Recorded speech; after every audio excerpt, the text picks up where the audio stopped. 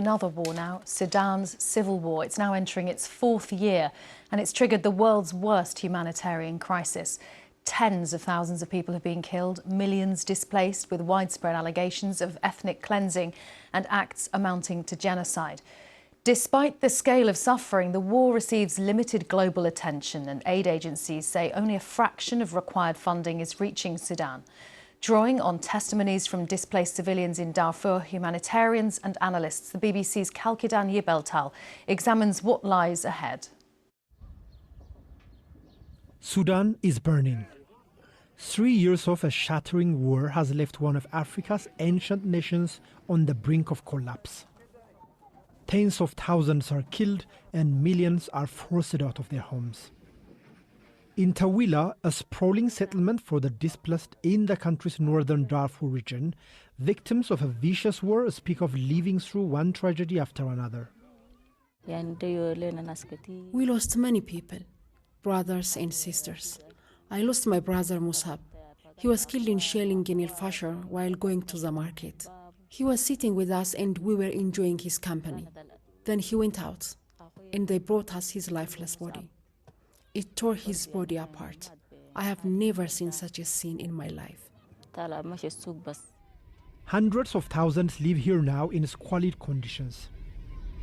Many of them arrived in recent months after the region's capital El Fasher was captured by the Rapid Support Forces, or the RSF, one of the warring factions, as the group strengthened its foothold in Darfur. Abdul Majid was already displaced and living in a camp when the RSF seized El Fasher. He had to flee again to reach here with his extended family. We have no food. We are very exhausted. Fire killed my younger brother and burned our belongings. We have no source of income. Now we are 12 people here. My father is elderly and cannot work. And my older brothers died in the war.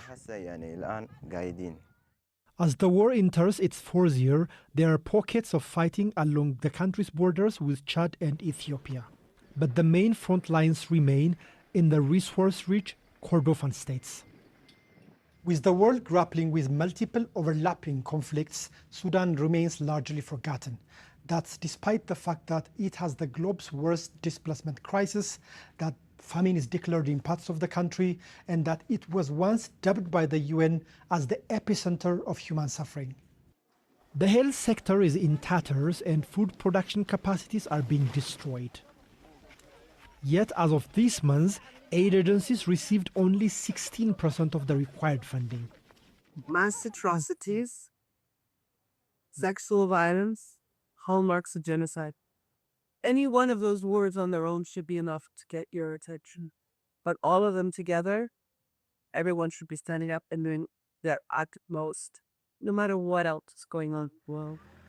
Warring factions are solidifying their positions, and more than a quarter of the country's population, or 14 million people, are now homeless because of the violence. Several attempts to broker peace have failed, and the fear is now the country could split into two. The state has not only collapsed, but now the country is looking at a de facto partition. History and other conflicts with a similar de facto partition right now in other parts of the world tell us that it's very hard to reverse such a de facto partition once it solidifies on the ground. With the shaky Iran ceasefire stealing most of the world's attention and disrupting humanitarian supply lines, there is little room for optimism in Sudan. Kalkidan Yibeltal, BBC News. Well, our Africa correspondent Barbara Pletosh has been reporting on the war in Sudan for the past 3 years. I asked her whether the situation there is only getting worse. Yes, I think that's very fair to say. As Kalkidan was reporting there, the humanitarian situation is dire.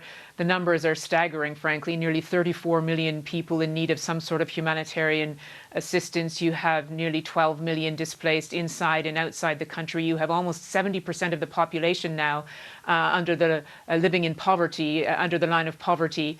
And you have no sign that the conflict is coming to an end. It has moved.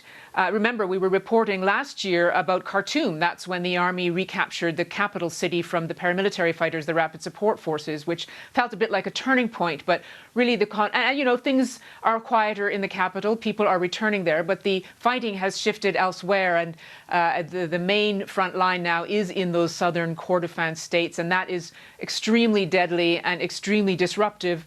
And millions of people, again, are suffering from not being able to get enough food. There are pockets of famine, and neither side shows any signs of compromise.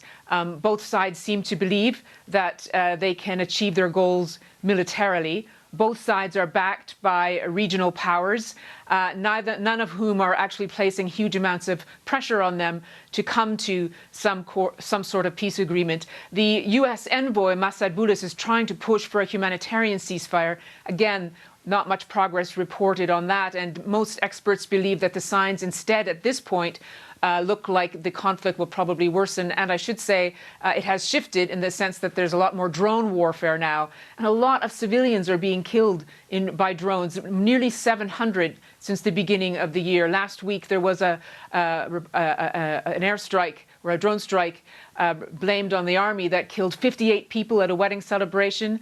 Last month, again, a drone strike blamed on the army that killed around 70 people in a hospital. The RSF is accused of firing drones into cities under siege in the south of the country.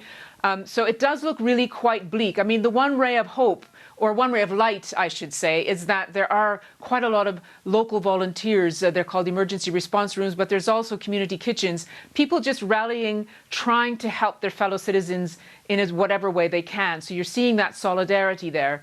But really, they are also facing a bleaker and bleaker prospects.